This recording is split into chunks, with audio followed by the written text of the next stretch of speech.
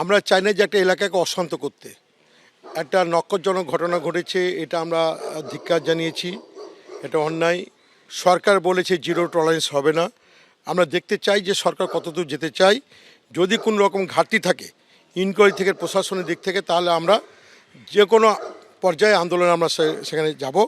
আগামীকাল এই অসহায় পরিবার, যেটা এরকম একটা নক্কারজনক ঘটনা ঘটেছে, সেই পরিবারের সঙ্গে আমরা দেখা করার জন্য আমরা তৃণমূলের নেতৃত্ব সকলেই আমরা যাব সেখানে বারুইপুরের উদ্দেশ্যে। কতজন যাবেন?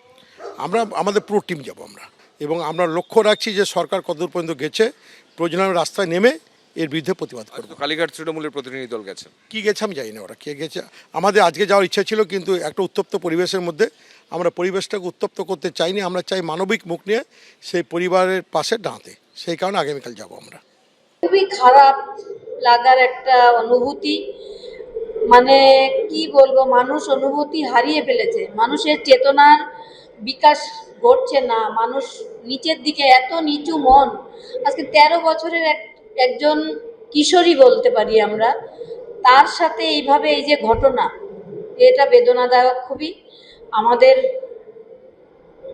মানে সরকার, যিনি মাত্র 2 মাস এসেছেন, তিনি, আমি বলবো তাকে শক্ত হাতে এগুলোই দমন করা। কেন হবে এরকম? সব অপরাধীরা ধরা পড়বে, বিচার হবে, পুলিশ ঠিক করে তদন্ত ভার করবে। আগামী দিনে যে মুখ্যমন্ত্রী ছিলেন, তার আমলে যে দুর্নীতি হয়েছে, এটা তারই ফল।